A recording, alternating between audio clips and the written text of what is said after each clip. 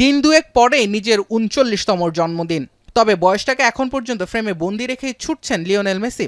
আগের ম্যাচেই আলজেরিয়ার বিপক্ষে নিজের ক্যারিয়ারের প্রথম বিশ্বকাপ হ্যাট্রিক পেয়েছেন, সেই সঙ্গে গ্রেটেস্ট শো অন আর্থের সর্বোচ্চ গোলদাতাও হয়েছেন।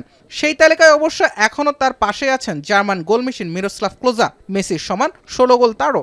অস্ট্রিয়ার বিপক্ষে ম্যাচে আর এক গোল করলে এককভাবে এই তালিকা শীর্ষে উঠবেন LM10।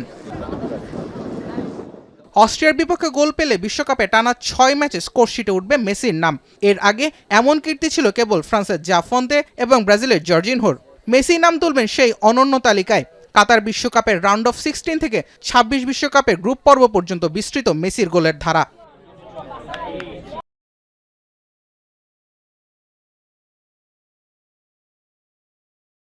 এর আগে কখনোই বিশ্বকাপের মঞ্চে অস্ট্রিয়ার বিপক্ষে খেলা হয়নি আর্জেন্টিনার। নতুন প্রতিপক্ষের বিপক্ষে লিওনেল মেসির গোলের পাশাপাশি অ্যাসিস্টের জন্য অপেক্ষা করবেন ভক্তরা। স্বদেশি কিংবদন্তি ডিয়েগো ম্যারাডোনাকে টপকে বিশ্বকাপে সবচেয়ে বেশি ৯ অ্যাসিস্টের রেকর্ডটা হয়ে যেতে পারে মেসির। সেই সঙ্গে একমাত্র ফুটবলার হিসেবে ৬ বিশ্বকাপে অ্যাসিস্ট করার বিরলতম রেকর্ডও হবে তার।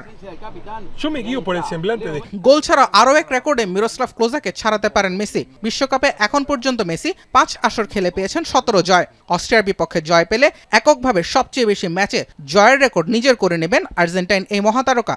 শুরুর একাদশে থাকলে পাওলো মালদিনিকে টপকে এককভাবে টানা সবচেয়ে বেশি ম্যাচ খেলার রেকর্ড হবে মেসির। জুবায়ের আহমেদ, এখন।